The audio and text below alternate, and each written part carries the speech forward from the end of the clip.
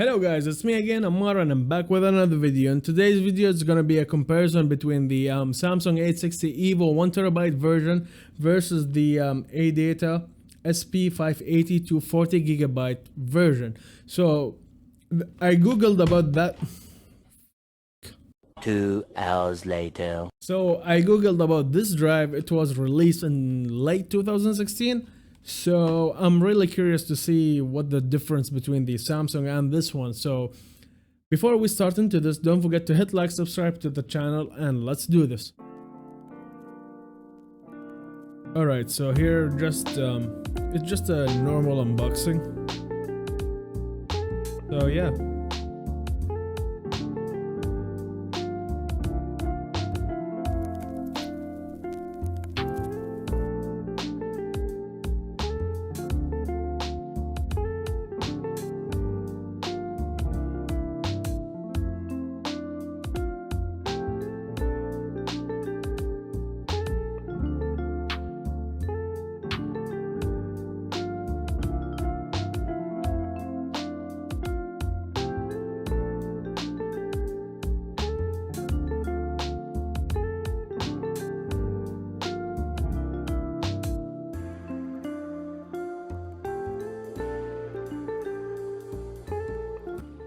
And here are some numbers for the crystal disk mark about the Adata and the Samsung 860 EVO.